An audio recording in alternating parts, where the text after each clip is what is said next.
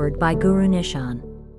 I am one of the thousands of children born and raised in 3HO, the Healthy, Happy, Holy organization and Kundalini yoga community. Yogi Bhajan, my parents' spiritual leader, was revered as all-knowing, a grandfather to many, a living saint to some, a master of Kundalini yoga, and a spiritual leader of the Sikhs in the Western Hemisphere. I refer to him as YB. Under his influence, my parents, like many of his followers, became Western Sikhs, resulting in our foreign-sounding names. We, the children of 3HO, were groomed to be perfect yogi warriors, divine souls. We were born to ensure the survival of humanity as we usher in the Aquarian age with the 3HO lifestyle and Kundalini yoga technology. Being a child in this community meant that we were expected to live up to the image of the bright and evolved souls YB promised we would become. Our parents' lives and the future of the planet depended on it. In 1978, 1 year after my birth, my mother left the community after rampant infidelity by my father, who exploited his young, pretty yoga students, behavior condoned by YB himself. Prior to her abrupt departure, she counseled with YB and was sent to other ashrams, community houses, to serve and learn how to become a better wife. This included time in service to BBG, YB's wife, now widowed and heir to his empire. After my mom left, taking my brother and me with her, she faced community slander, shaming, and fierce custody disputes. My brother and I ultimately ended up living with my father, back in the community. When we visited our mom, she always spoke to us about knowing who we were outside of the community. She encouraged us to express ourselves, experiment, wear our hair down, and try meat if we wanted.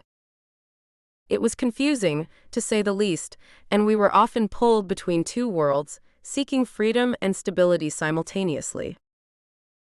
My mom was made out to be the crazy, erratic, emotional one, while my dad played a lot of manipulative games, backed by YB and his leadership.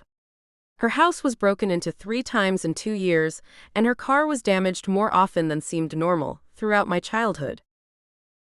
Often, community members would ignore her when she arrived to pick us up for our monthly visits, as if looking at her would cause them disgrace. Nonetheless, I have to say I loved my community and the people who made up my extended family worldwide. I thought it was awesome, and I've always held my upbringing in high regard. By 15, I thought I had reconciled the hypocrisy and the abuse patterns that I knew were prevalent with what I thought were the good health habits and spiritual consciousness that seemed legitimate and true as well. After all, didn't governments and all religions have hypocrisy? My identity was solidified in being a cultural other. I had a deeply rooted pride in being born different, a Western Sikh, a seeker of truth, with elevated consciousness meant to change the world. I was a world traveler, outspoken and proud to be unique. While no longer in 3HO, this specialness still propelled my sense of self throughout my 20s and 30s. After the book Premka, White Bird in a Golden Cage, My Life with Yogi Bhajan was released in early 2020, abuse stories started flooding in online and in private Zoom meetings. While fellow second-generation adults were sharing the impact of being sent to schools in India, non-attachment, bullying, neglect, hunger, trust issues, and other emotional and sexual abuse barriers, I was washed with overwhelming familiarity, even though I had never attended the schools in India myself. I began to understand that my resilience and my strength were actually trauma patterns covering up my feeling of anything at all: joy, happiness, lust, love, anger, hunger, and the full range of expression normal to being human. My mind had convinced me that the sensation of deprivation was enlightenment, holiness, and love. It was actually neglect, emptiness, and loneliness. It was disassociation. It was the mimicry of adults modeling how to give up their power while continuously overriding their needs, all built into the lifestyle itself. In an eerie, dreamlike way, I remembered Carter Perk from 1980. she was a princess to my childlike wonder because she was the only one wearing high heels. Come to find out, this young woman was brought in as a child and groomed by her older sister to be horribly and abusively raped by YB, forced to wear high heels as a manipulative control tactic. When she went public in 1985, I was 7 years old then, she was discarded and slandered. All this has been in the public record for decades. Yet I had been trained not to look at it. Even to this day, current 3HO members will share YB's anecdote, teaching that he made her wear heels for her spine and to correct her past life karma. This helped me realize that the compacted memories in my body were the very ethos of abuse that happened around us every single day. This is the inner terror propelling me into obligatory service and rigorous discipline. This is the horror I've held in my body as tightness and anxious achievement. I was blown away by each and every story shared as they reminded me of something I had long since tucked away for mere survival. It was like flipping a Rubik's Cube in my psyche. I was stunned to be bearing witness in 2020 to victim shaming, denying, propaganda videos, and written rhetoric from members of 3HO. It was, quite literally, YB's 1985 slander narrative on full display for all of us to view. I appreciated the private Facebook group Beyond the Cage, which created an atmosphere of support and spoke out loud about uncomfortable truths among survivors spanning several decades. And then, when Krishna Kaur, a senior teacher in Los Angeles, failed to come forward with a statement about the abuse that was surfacing, I called her. I reminded her that silence is not neutral. Silence is abusive. She was my auntie, my only lifeline into 3HO as an adult. She had been around since my birth, privy to what my mom had dealt with prior to leaving. As an early leader in YB's community, she had been the primary communication channel for my father as the head of the Phoenix Ashram. I took teacher training level 1 with her when I was going through really dark times in my mid-30s. She had never judged me for cutting my hair and making choices not aligned with the community regulations. So, when she finally released a statement, I was angry because I felt it was subpar and minimizing to the countless children, women, and men who had actually been harmed. I was perplexed. How can I love someone and be angry with them too? At that moment, I realized my anger was mine, and it was right. I no longer had to pretend that my anger didn't exist. I no longer had to repress or internalize it. I can be angry. I can say it out loud, and I don't have to direct it toward her, anyone else, or myself. I can use it as fuel to create and speak what is true for me. That realization birthed the Uncomfortable Conversations podcast, the untold stories of the 3HO Kundalini yoga community. I simply wanted these stories to move from secret private spaces into a public platform, a place where the dark part of our history could be accessed and listened to whenever someone is ready. The shackles of my obligatory reverence for the teachings fell, and I realized there's nothing for me to be reverent towards.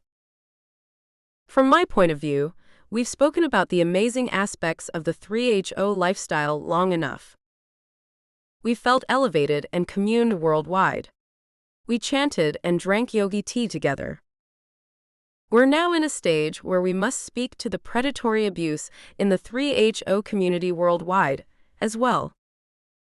It's time to talk about the not-so-amazing parts, not by light-washing or sugarcoating them, but by facing the realities of harm that have occurred.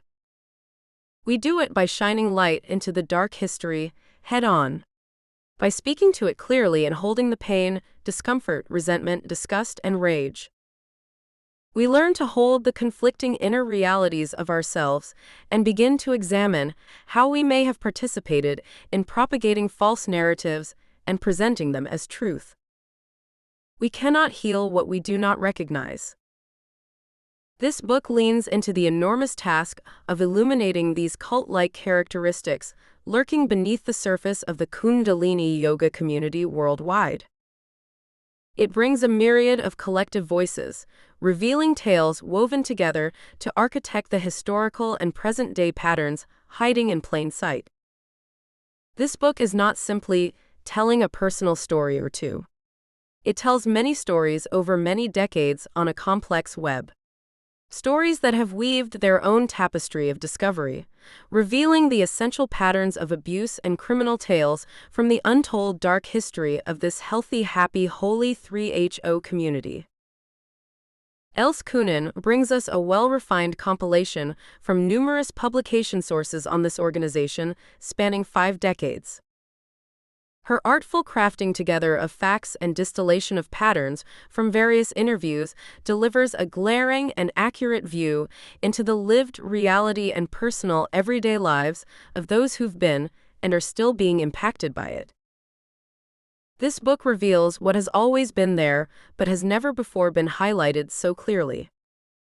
It's the convolution of love and abuse commingled, normalized, and disguised as community, compassion, caliber, and consciousness. Students of Kundalini Yoga, as taught by Yogi Bhajan, are told that this is the yoga of awareness.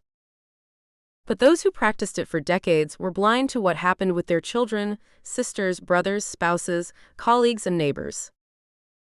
This book reveals the courageous voices of second-generation children born into this lifestyle or brought in as children, and numerous survivors of sexual, physical, emotional, psychological, financial, and spiritual harm inflicted by YB and other community leaders over several decades. It's a compilation of the flood of stories released in audio, video, and print since 2020, as well as many decades before that, since the beginning of 3HO in 1969. It's a diligent effort to make sense of a very dark, secret past that has been hiding in plain sight. There is nothing easy about speaking out loud about abuse, as we've been trained in YB's lifestyle to discount and be silent. It can be re-traumatizing to tell your story or to listen to someone's story of harm. It can feel minimizing to read your life summed up in a well-researched article, a book, or a documentary feature, displaying secrets that have been kept confined to the silent walls of your own inner experience. With this in mind, we honor your courage to listen, as each voice reveals a missing puzzle piece for dissolving our collective entanglement. We acknowledge the Rishinauts blog, being one of the only voices of the children of this community who've been relentless in speaking out loud about cult and child abuse in 3HO since the 1990s. Their efforts are acknowledged as foundational groundwork for this publication to be possible. A special thanks to the crusaders behind the Wacko World of Yogi Bhajan website. Your fierce pursuit to expose the truth has been a source of respite and recovery for so many people, spanning several decades. There are numerous other content creators, writers, podcasters, researchers, website builders, and organizers, many of whom are survivors, who dedicated thousands of hours collecting personal testimonies, researching from various sources, and spending countless amounts of time listening to survivors' stories. Their sole purpose is to bring the dark truth about 3HO and Kundalini Yoga as taught by Yogi Bhajan into the light. We thank them for their diligence and commitment. Yet, what else Coenen has done by bringing it all together in one manuscript is a priceless feat that surely will create a ripple effect worldwide. It's a clear, transparent stand for the complete telling of the truth. Her efforts to amplify the voices of survivors from this community in a coherent, digestible, and easily distributed form will prove to be life-altering and shattering for many. Many, like me at one point, were dedicated, devoted, and fully convinced that it's entirely possible to follow the teachings but not the teacher. What you're about to read, in part, is what changed that misnomer for me. We welcome you to have an experience of your own. April 2023. GuruNischan. Writer, trauma healing activist and consultant in personal and professional reinvention. Host of the Uncomfortable Conversations podcast, the untold stories of the 3HO Kundalini yoga community. A quote from George Santayana in 1905. Those who cannot remember the past are condemned to repeat it.